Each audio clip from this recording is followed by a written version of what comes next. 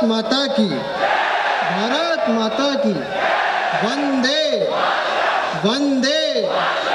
हिंदुस्तान का क्या शौर्य है। निवेदन कर रहा हूँ आपके आक्रोश को, आपके इस जोश को चार पंक्तियों में कह दिया हो तो हिंदुस्तान के शौर्य को प्रणाम करना कि हाथ में हमारे ब्रजखंड है प्रचंड आज, इसे कोई भूल से भी माने बालू का नहीं, और रोक ना तो चाहा इसे कितने धुरंधरों ने, रथ ये हमारा पर किसी से रुका नहीं, और 65-71 में जिसने चटाई धूल, वही बल बाजुओं में अभी है चुका नहीं, और लाख विपरीत परिस्थितियों के बावजूद मेरा ये तिरंगा आज तक भी झुका नहीं। बहुत अच्छा एक श्रेष्ठ गीत आप सबके सामने पढ़ा गया। मैं बहुत बधाई देता हूँ एक श्रेष्ठ गीत के लिए, लेकिन दिक्कत मेरे साथ ये, मैं बार बार भी मैं देशभक्ति में ज़्यादा देर रह नहीं सकता। मेरे साथ दिक्कतें ऐसी हो जाती हैं, किससे ऐसे हो जाती हैं। वो हुआ क्या, पिछले दिनों में उतरा रायपुर एयरपोर्ट पे, देखो सुनो आप, भारत माता की जय अभी दोबारा लगाएंगे, फिलहाल एक बहुत मज़ेदार किस्सा सुना। तो मैंने उतरा रायपुर एयरपोर्ट पे भाई साहब, तो वहाँ एक लड़की भी उतरी मेरे साथ, बड़ी एक सूट वूट हैट वैट लगा के। तो उसने अपना, वहाँ एक मशीन लगी होती है वज़न नापने की, उसने वहाँ पे भाई साहब 1 रुपये का सिक्का डाल के अपना वज़न नापा, तो वज़न आया 60 किलो। अब उसने अपनी टोपी उतारी, उसने 1 रुपये का सिक्का डाला, फिर वज़न नापा, वज़न आया 58 किलो। उसने अपना ओवरकोट उतारा, फिर 1 रुपये का सिक्का डाला, फिर वज़न नापा, वज़न आया 57 किलो। अब उस पर सिक्के हो गए ख़त्म। पीछे मैं खड़ा था, मैंने कहा चिंता मत करना, हाँ आज चाहे वर्ल्ड बैंक से लोन लेना पड़ जाए, ओरिजिनल वेट न पा के छोड़। मैं बिल्कुल सही बता रहा हूँ, इस देश की स्थितियाँ बड़ी गंभीर हो गई। और सर पिछले दिनों सरकार की एक स्कीम आई, व्यंग देखना भ्रष्टाचार के सम्मान में क्या व्यंग कर रहा हूँ। पिछले दिनों सरकार की एक स्कीम आई कि जिनके यहाँ 4 बच्चों से अधिक होंगे उनको हिंदुस्तान की सरकार सब्सिडी देगी। तो जब ये स्कीम आई तो एक सरकारी कर्मचारी ने अपने 4 बच्चे लिखवा दिए, तो उसके बॉस थे सीनियर, उन्होंने उनको डांटा कि भाई तुझे शर्म नहीं आती, 4 लिखवा दिए, अरे कम से कम 6 तो लिखवाता, 8 तो मैंने लिखवा रखे हैं। अब भाई साहब उसका दिमाग खराब, बॉस ने डांटा। अब कर्मचारी के जवाब पे अगर मजा आ जाए, भ्रष्टाचार के सम्मान में एक बार तालियां बजाना। कर्मचारी को डांटा कि तुझे शर्म नहीं आती, 4 बच्चे लिखवा दिए, कम से कम 6 तो लिखवाता, 8 तो मैंने लिखवा रखे हैं। कर्मचारी बोला साहब आपका कौन मुकाबला करेगा, आप शादीशुदा भी तो हो। तो मैं बिल्कुल सही बता रहा हूँ, इस देश की स्थिति बड़ी खतरनाक हो गई है। हाँ मैं सही बता रहा हूँ आपको। आइए मैं इस क्रम को आगे बढ़ाता हूँ, और हमको अभी थोड़ा सा देशभक्ति का माहौल बनाना है और उस कवि को सुनना है जिसको इस देश के मंत्रियों ने, सांसदों ने नीचे बैठ करके सुना है। उनकी कविताएं इस संसद में कई बार गुंजायमान होती रही हैं। मैं चाहता हूँ लखनऊ से डॉक्टर नरेश कात्यायन जी हमारे बीच आए हैं, और चेयरमैन सर विष्णु जी के विनम्र आदेश पर मैंने उनको बुलाया है। मैं चाहता हूँ 4 पंक्तियाँ, उनका जो तेवर है, उनकी जो वाणी है, उनकी जो कलम है, मैं 4 पंक्तियाँ नवाज देवबंदी साहब की उधार लेता हूँ, और उनका जो तेवर है उनके आमंत्रण में रखता हूँ कि सफ़र में मुश्किलें आए तो हिम्मत और बढ़ती है, कि सफ़र में मुश्किलें आए तो हिम्मत और बढ़ती है, कोई अगर रास्ता रोके तो जुर्रत और बढ़ती है, और अगर बिकने पे आ जाओ तो घट जाते हैं दाम अक्सर, अगर ना बिकने का इरादा हो तो कीमत और बढ़ती है। एक बार जोरदार तालियां आपकी उठे। नरेश कात्यायन जी हमारे बीच में आए, अपना कहो।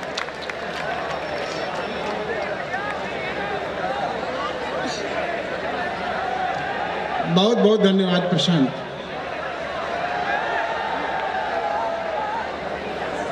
MIT कॉलेज के प्रबंधक महोदय, गुरुजन और मेरे युवा बेटे बेटियों, मैं इसलिए कह रहा हूं कि मेरा बड़ा बेटा 40 साल का, इससे ज़्यादा उम्र आपकी किसी की नहीं, तो मेरी दृष्टि में सब मेरे बेटे बेटी बैठे जी। मैं आप सबको अपना अभिवादन प्रस्तुत करता जी। मैं धन्यवाद देता हूं, बहुत अच्छा संचालन कर रहे हैं भाई प्रशांत। ये इसी कॉलेज की उपज है और आज पूरे देश में अपना प्रकाश फैला रहे हैं। इन्होंने मुझे बुला करके यहाँ सचमुच मोक्ष प्रदान किया। मोक्ष का मतलब समझे, वैकुंठ। वैकुंठ वो होता है जो विष्णु लोक होता है, ये विष्णु लोक है, विष्णु अग्रवाल का लोक। इसलिए मैं यहाँ मोक्ष महसूस कर रहा हूँ। मैं बहुत बहुत बधाई देता हूं आपको। और आपने बहुत कायदे से कवि सम्मेलन सुना जी। मेरे मित्र कह रहे थे यहाँ तालियां नहीं बजती, पता नहीं क्यों। नहीं यार, ये तो चने भूनने वाली ताली है। तो मैंने कहा कि तालियां वहां बजती हैं जहां ताली वाले लोग होते हैं, यहाँ तालियां नहीं चाहिए। अरे ये देश के भविष्य बैठे हैं, ये ताली बजाएंगे तो इस देश का क्या होगा जी। इस देश में दो बड़े त्योहार होते हैं। एक त्योहार है स्वतंत्रता दिवस, राष्ट्रीय त्योहार। हाँ। एक त्योहार है गणतंत्र दिवस, राष्ट्रीय त्योहार।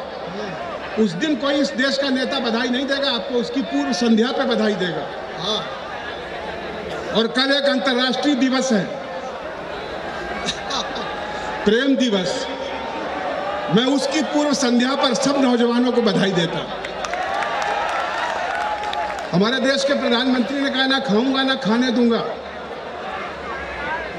हमारे प्रदेश के मुख्यमंत्री ने कहा, जो किया नहीं वो करने नहीं दूंगा। मैं बहुत प्रणाम करता हूं। और हमारी अभी ये बेटी है सोनल, ये पढ़ रही थी बड़ी हिम्मत के साथ। आप लोगों के बीच में पढ़ना भी हिम्मत का काम है। इस देश में ही नहीं, देश के बाहर भी तमाम देशों में गया हूं। राहत साहब मंच पे मौजूद हैं, पूरी दुनिया ने जिनको सुना सराहा है, और आज आपसे रूबरू होंगे। मैं आपसे कहना चाहता हूं कि मेरी कविता की जो धार है, कविता की जो पहचान है, मैं 8 पंक्तियां जहां भी गया हूं इस देश और देश से बाहर, मैंने देश के शहीदों को प्रणाम किया है। मैं वो 8 पंक्तियां पूजा की आपके बीच रखता हूं, उसके बाद मैं अपने ढंग से आपको जोड़ूंगा। स्वागत है। देश में तमाम वीर रस के कवि हैं, लेकिन ये नरेश कात्यायन अपने में अलग है। भगवती ने कुछ ऐसी कृपा की, जो मातृभूमि के लिए जिया करते हैं, जो मातृभूमि के लिए जिया करते हैं, जो देशभक्त का अमृत पिया करते हैं, बाहों में जिनके पौरुष लहराता है, जिनकी वाणी से महाकाल गाता है, हाथों में अपने थामे तरल तिरंगा, जो रहे बहाते शत्रु रक्त की गंगा, लिख दिया शिलाओं पर लहू से नारा, भारत का कण कण हमें प्राण से प्यारा। जब तक स्वदेश का एक जवान रहेगा, तब तक दुनिया में हिंदुस्तान रहेगा। जब तक स्वदेश का एक जवान रहेगा, तब तक दुनिया में हिंदुस्तान रहेगा। उन अमर शहीदों का वंदन करती है लेखनी, हमारी अभिनंदन करती है। और मेरे भाई, ये जो दिन है कल का, फिर याद आ जाता है। आज से 6 वर्ष पहले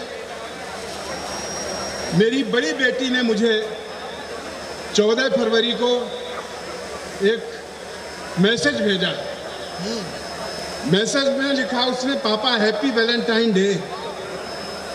मुझे लगा कि मेरी बेटी जवान हो गई है और युवा बेटी को बाप को परिणय दिवस पर बधाई देने का हक है। मैं बहुत सोचता रहा कि मैं अपनी बेटी को क्या लिखूं, अपनी बेटी को क्या बधाई दूं। मैंने 8 पंक्तियां बधाई में लिखी जी। यहाँ जितने बड़े हैं, जो बेटियों के बाप हैं या बाप होने की स्थिति में हैं या भविष्य में बाप होंगे, ये पंक्तियां उन सभी के लिए हैं जी। वे अपनी बेटियों को ये 8 पंक्तियां जरूर लिखें। और मैं अपनी सभी जो बेटियां यहाँ बैठी हैं, मैं उनको ये पंक्तियां समर्पित करता हूँ। मैंने अपनी बेटी को लिखा कि स्वप्न आंखों में पाल कर रखना बहुत आवश्यक है। जब सपने देखोगी तभी आगे जाओगी। स्वप्न आंखों में पाल कर रखना, नेह सांसों में ढाल कर रखना, सोच में आधुनिक बहुत रहना, सर पे पल्लू संभाल कर रखना। सोच में आधुनिक बहुत रहना, सर पे पल्लू संभाल कर रखना। और जैसे माँ को बेटा बहुत प्रिय होता है, वैसे बाप को बेटी बहुत प्यारी होती है। दिन भर का थका हारा बाप जब घर में आता है तो बेटी दौड़ के जाती है और बाप से सारे दिन भर की कहानी सुना डालती है, अपनी सारी कठिनाइयां बताती है। जिस दिन बेटी ऐसा ना करे, उस दिन बाप को सोच लेना चाहिए कि आज कुछ गड़बड़ है। मैंने अपनी बेटी से कहा कि जिंदगी को सदा सरल रखना, भावना को सदा तरल रखना, प्यार रखना हृदय में कुछ ऐसे जैसे कलशे में गंगा जल रखना, प्यार रखना हृदय में कुछ ऐसे जैसे कलशे में गंगा जल रखना। तो ये इस प्यार को पवित्र बना के रखना, और प्यार दुनिया की सबसे अनमोल चीज है। इसे बहुत संवार के रखना, बहुत सोच के रखना, बहुत समझ के रखना। आप सबको बधाई देते हुए अब मैं उस बात पे आता हूँ जिस कविता के लिए मुझे आदेश दिया गया था। समय बहुत ज़्यादा नहीं है जी, अभी हमें राहत साहब को भी सुनना है। मैं जिस बेटी का जिक्र करता था, सिविल सर्विसेज की तैयारी में मैंने दिल्ली भेजा हुआ था। मैं उसी फरवरी के बाद दिसंबर में जब बेटी के पास पहुंचा, सवेरे का अखबार आया, वो 16 दिसंबर था, और उसमें ये समाचार छपा था कि देश की एक बेटी के साथ, आप उसका नाम निर्भया लीजिए, उसका नाम दामिनी कहिए, बेटी के साथ कुछ खूंखार लोगों ने, कुछ बर्बर लोगों ने, कुछ राक्षसों ने ऐसा किया कि उसका प्राणांत हो गया। पूरा देश शर्म से झुक गया दुनिया के सामने। लोग मोमबत्तियां लेकर सड़कों पर आ गए जी। दुनिया का हर बाप रोया होगा उस दिन, जिस दिन उसकी बेटी बाहर थी। मैं भी बहुत रोया। मैंने बेटी से कहा, चल पढ़ाई हो गई दिल्ली में बहुत तेरी। उसने कहा, पापा मैं ऐसे नहीं जाती। मैं बहुत उदास था। घूमते घामते कादम्बिनी के दफ्तर पहुंचा। मेरे एक मित्र बहुत अच्छे गीतकार हैं, डॉक्टर धनंजय सिंह, मुझसे कहने लगे, डॉक्टर साहब आखिर इन रावणों का वध कब होगा? मैं सोचता रहा, क्या यह वास्तव में रावण है? मैंने कहा, डॉक्टर साहब इसका उत्तर दूंगा। और मैंने उसी उदासी में एक कविता लिखी। कविता कुछ ऐसी बन गई कि पूरी दुनिया में वायरल हो गई, और मैं दुनिया में और लोग बुलाने लगे कि नहीं साहब वो कविता पहले जरूर सुना लें जी। और आदरणीय विष्णु अग्रवाल जी ने भी उसी कविता के लिए मुझे यहाँ आमंत्रित किया। मैं पहले वही आपको सुना देना चाहता हूँ। दादा स्वागत। मैंने उत्तर लिखा। एक वो रावण था जिसको राम ने लंका में जाकर के मारा, लेकिन नहीं, मैंने आज उसी रावण को इंद्रप्रस्थ के चौराहे पर खड़ा किया।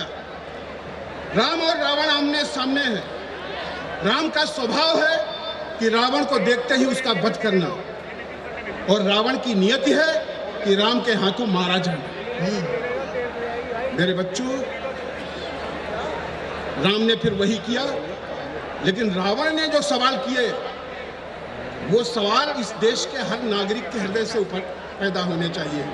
मैंने रावण के बहाने इस पूरे देश की व्यवस्था को आपके सामने रखा। अब सुनिए, इस बार राम ने जैसे ही दशकंधर को ललकारा है, तरकस से तीखे तीर लिए, कांधे से धनुष उतारा है, वैसे ही क्षुब्ध दशानन का आकुल विद्रोही मंडोला वाणी में विस्फोटक भरकर वो राघव से ऐसे बोला, रावण पर बाण चलाने का है राम उपाय नहीं करना। हे दशरथ नंदन सावधान, ऐसा अन्याय नहीं करना। तुम मर्यादा पुरुषोत्तम हो, करुणा निधान कहलाते हो, दुष्टों का करते हो विनाश, धरती से पाप मिटाते हो। दुनिया का सारा पाप ताप क्या मुझ में ही दिखलाया है? केवल मुझ पर ही बार बार तुमने धनुबाण उठाया है। पहले सागर उस पार मिली, फिर सागर के इस पार मिली। अपराध किया था एक बार, पर सजा हजारों बार मिली। मैं रक्त संस्कृति का स्वामी, मैंने तो अपना काम किया। हे आर्य पुत्र नाहक मुझको इस दुनिया ने बदनाम किया। तुम नायक हो, मैं खलनायक, बेशक मुझ पर तुम वार करो। भारत के क्रूर दरिंदों का लेकिन पहले संहार करो। तुम नायक हो, मैं खलनायक, बेशक मुझ पर तुम वार करो। भारत के क्रूर दरिंदों का लेकिन पहले संहार करो। ये क्रूर दरिंदे, कितनी गिरेगी मानसिकता जहां 6-6 महीने की बच्चियां सुरक्षित न हो। अरे कितना यार राक्षस बनोगे? कम से कम इस देश को, जो आर्यों का देश कहा जाता है, उसको सुरक्षित रखो। रावण कहता है, माना मैंने धर साधु वेश, वैदेही का अपहरण किया। माना मैंने धर साधु वेश, वैदेही का अपहरण किया, लेकिन मर्यादा के विरुद्ध आगे न कोई आचरण किया। क्या पंक्ति है। बहुत गंभीरता से सुनना, और आगे से पीछे तक अगर बात में दम हो और सच्चाई हो जी, तब मैं कहूंगा कि मेरा समर्थन करना। कहता कि माना मैंने धर साधु वेश, वैदेही का अपहरण किया, लेकिन मर्यादा के विरुद्ध आगे न कोई आचरण किया। सीता अशोक वाटिका रही, मेरा इतना ही नाता था। मेरी पटरानी बन जाओ ये कह करके समझाता था। मैं राक्षस हूं, मेरा स्वभाव भय दिखलाता धमकाता था, पर जब जाता था पास कभी पत्नी को लेकर जाता, पर जब जाता था पास कभी पत्नी को लेकर जाता था। जिसको अपराध कहोगे तुम, ऐसा तो कुछ भी हुआ नहीं। लंका में मैंने सीता को एक उंगली से भी छुआ नहीं। लंका में मैंने सीता को एक उंगली से भी छुआ नहीं। लेकिन जिस भारत को अपनी तुम मातृभूमि बतलाते हो, जिसके आगे तुम सोने की मेरी लंका ठुकराते हो, उस भारत में है राघवेंद्र, पापों की नदी बह रही है। जिसको तुम माता कहते हो वो कितने दुख सह रही है नहीं सुरक्षित अबलाएं हैं राम तुम्हारे भारत में। नित लूटी जाती बालाएं हैं राम तुम्हारे भारत में। कर दिया कलंकित साधवेश भारत के नमक हरामों ने, अपराधी कुटिल कामियों ने, गुरमीतों आशा रामों ने। कर दिया कलंकित साधवेश भारत के नमक हरामों ने, अपराधी कुटिल कामियों ने, गुरमीतों आशा रामों ने। मर्यादा की सब सीमाएं हे राघव टूटी जाती हैं। कितनी दामिनियां निर्भय हो सड़कों पर लूटी जाती हैं। हे राघवेंद्र, इन दुष्टों पर क्यों धन टंकार नहीं करते? लज्जा के क्रूर लुटेरों पर क्यों बाण प्रहार नहीं करते? अरे इन पापी अधम पिशाचों के सीने पर बाण प्रहार करो। मैं वक्ष खोलकर खड़ा हुआ राघव, तब मुझ पर वार करो। इन पापी अधम पिशाचों के सीने पर बाण प्रहार करो। मैं वक्ष खोलकर खड़ा हुआ राघव, तब मुझ पर वार करो। और कहता है मैं तो लंका का राजा था। कई उसने विषय रखे, कई तर्क रखे राम के सामने, और राम निरुत्तर कहता है कि है याद तुम्हें जब लक्ष्मण के सीने में शक्ति समाई थी, मेरे सुषेण ने ही जाकर तब उनकी जान बचाई थी। क्या राजवैद्य ने दुश्मन को उपचार उचित था दिया नहीं? ये लंका की मर्यादा थी, बदले में कुछ भी लिया नहीं।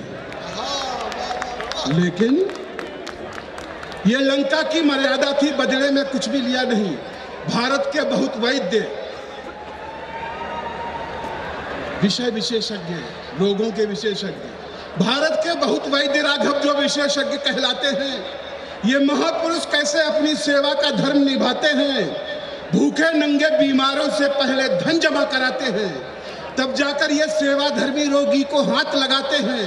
और जो इन अपराधी वैद्यों की कुल फीस नहीं भर पाते हैं, कितने ही शल्य चिकित्सा की मेजों पर ही मर जाते हैं। ये नहीं चिकित्सक हैं राघव, ये धन के निपट लुटेरे हैं। ये दशरथ नंदन, ये पापी सारे भारत को घेरे हैं। पहले इन राज रोगियों की बीमारी का उपचार करो। मैं वक्ष खोलकर खड़ा हुआ राघव, तब मुझ पर वार करो। कमाल है दादा। और एक गंभीर बात कहता है, मैं तो लंका का राजा था, दुनिया का वैभव ले आया। सारी दुनिया में लंका को मैंने सोने से चमकाया। लंका का कोई व्यक्ति कभी हे राम भूख से मरा नहीं। तुम्हारे भारत में क्या हो रहा है? लंका का कोई व्यक्ति कभी हे राम भूख से मरा नहीं। मैंने लंका का धन लेकर दूसरे देश में भरा नहीं। भारत के धन कुबेर पैसा भारत में पचा नहीं पाए। अरे तुम तो भारत के रक्षक थे, अपना धन बचा नहीं पाए। तुम तो भारत के रक्षक थे, अपना धन बचा नहीं पाए। चोरी से और दलाली से जनता का शोषण करते हैं। ये नए लुटेरे भारत का पैसा विदेश में भरते हैं। ये उजले उजले अपराधी ईमान धर्म सब भूल गए। इनके कारण कितने किसान बेबस फांसी पर झूल गए। सत्ता इनके कब्जे में है, इसलिए शान से ऐठे हैं। नीचे से लेकर ऊपर तक ये भ्रष्टाचारी बैठे हैं। पहले इन देशद्रोहियों के सीने पर बाण प्रहार करो। मैं वक्ष खोलकर खड़ा हुआ राघव, तब मुझ पर वार करो। इससे भी गंभीर बात करता है, इससे भी गंभीर चुनौती राम को। रावण कहता है कि मेरी लंका के बाशिंदे लंका पर मर मिट जाते थे, लेकिन दुश्मन तक कभी नहीं घर की खबरें पहुंचाते थे। लंका के लाखों लोगों ने रण में खुद को बलिदान किया।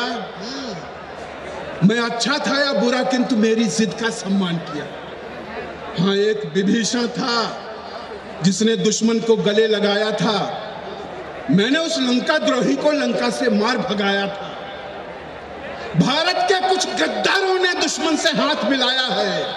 आतंकवादियों को घर में इन दुष्टों ने ठहराया है। घर घर विस्फोट बमों के हैं, आतंकवाद का साया है। हे राघवेंद्र, इन नीचों ने ऐसा कोहराम मचाया है। इनके कारण चौराहों पर लोग, इनके कारण निर्दोषों का सड़कों पर लहू बह रहा है। वो चीख चीख कर राघवेंद्र तुमसे बस यही कह रहा है, ये लाशों के व्यापारी हैं, पहले इनका संहार करो। मैं वक्ष खोलकर खड़ा हुआ, राघव तब मुझ पर वार करो। और एक कविता की अंतिम पंक्तियों में जी रावण ने वो बात कह दी जो शायद इस देश पे लागू होती, जी दुनिया के किसी देश पे लागू नहीं होती। रावण कहता है कि रावण से भी 100 गुना बड़े ये पापी अत्याचारी हैं। बता दूं आपको कि आप खाड़ी देशों में चले जाइए और हुजूर के खिलाफ एक लफ्ज बोल दीजिए, आप सुबह का सूरज नहीं देखेंगे। पश्चिमी देशों में चले जाइए, ईसा मसीह के खिलाफ बोल के दिखाइए। लेकिन ये भारत है, इस भारत में वो सब हो सकता है। हमारे आस्था पुरुषों के लिए, हमारे देवी देवताओं के लिए कोई कुछ भी कह सकता है और वो क्षमा कर दिया जाता है। पद्मश्रियां तक दी गई लोगों को। जिसने माता सरस्वती की नग्न तस्वीर बनाई उसको पद्मश्री तक मिली। कैसा है ये देश? रावण प्रश्न चिन्ह खड़ा करता है। रावण से भी 100 गुना बड़े ये पापी अत्याचारी हैं। लज्जा के, धन के अपहर्ता, अपराधी, भ्रष्टाचारी हैं। केवल मेरा वध करने का संकल्प हृदय में पाल लिया। तुमने बस रावण को देखा, अपना धनुवान संभाल लिया। आखिर कब तक बस मेरा ही राघव संहार करोगे तुम? कर चुके मेरा वध एक बार और कितनी बार करोगे तुम? तुम मर्यादा के पालक हो, कैसे मर्यादा तोड़ोगे? एक ही पाप की सजा मुझे 100 बार भला कैसे दोगे? अब वो बात कहता है जो राम को भी कचोटे और इस पूरे देश को भी हिला के रख दे।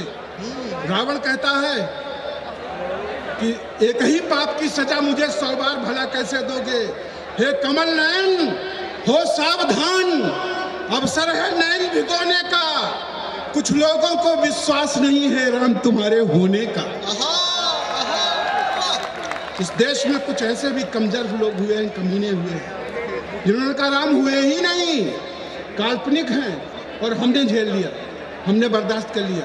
कुछ लोगों को विश्वास नहीं है राम तुम्हारे होने का। हे राघवेंद्र, इन दुष्टों पर को अपनी पहचान कराओ तुम, अपने धन की टंकारों से अपनी पहचान कराओ तुम। भारत माता की पीड़ा का उपचार नहीं होने वाला, मेरा वध करके भारत का उद्धार नहीं होने वाला। अरे पहले इन नीचों से अपनी धरती का हल्का भार करो। मैं वक्ष खोलकर खड़ा हुआ राघव, तब मुझ पर वार करो। कविता ठीक ठाक लगी हो तो एक बार पूरा सदन तालियां बजा सकता है।